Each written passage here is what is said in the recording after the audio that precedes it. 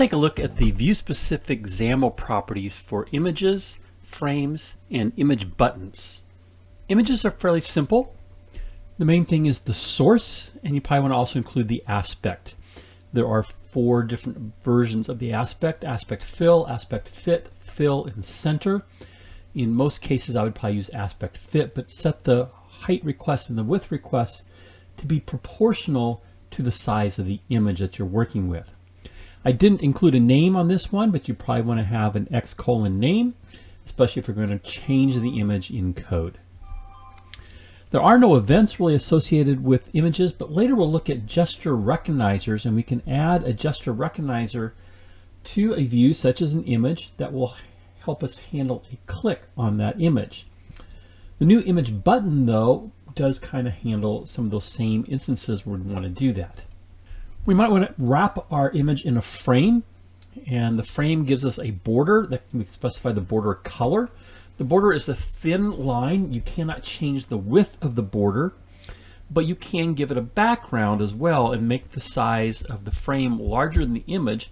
And if you actually made the background color the same as the border color, it would look like a very thick border.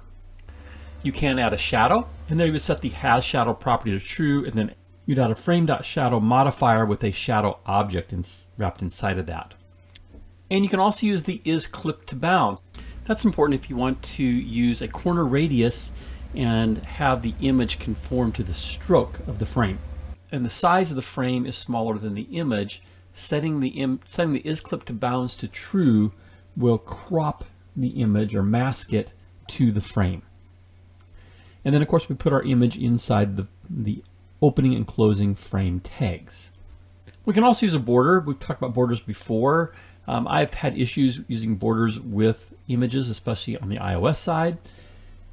Again, the key here is you want to think mathematically the stroke thickness you want, and then set the height and width request of the border according to that.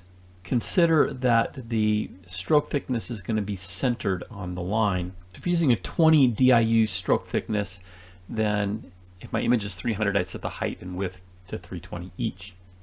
And then we have the image button. And the image button allows us to attach an image to a button and have it handle a clicked event. There's also the pressed and released events as well. And here again we can set the aspect, we'd want to set the source, but we can also set the border color and the border width in this case, and we can give it a corner radius if we wanted. Now again, the corner radius here I think does not work quite as well because this really is sort of considered a border, and sometimes the image doesn't really mask appropriately. Let's take a look at some examples. I set up a project in Visual Studio 2022 on the Windows side called Image Demo, and I brought in those images of the animals that we created in the Photoshop video, as well as one of a giraffe. And I used the giraffe one as the background. It's fairly large. It's 700 by 1920. And for the Android, basically I kind of sized it to fit with the device. On the iOS side, it will tile the image to the device if the image is smaller than the device. And that's kind of cool because then you can use a repeating tile and give a nice, interesting background. That doesn't seem to work on the Android side at this point.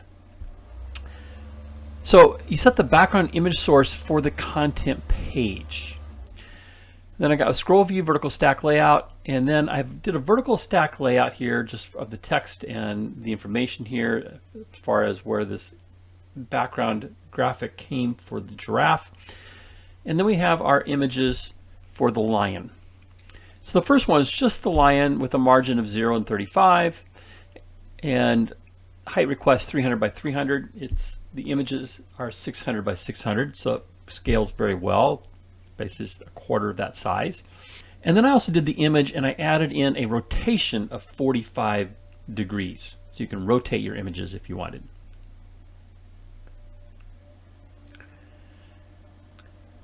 Then I did one with a border.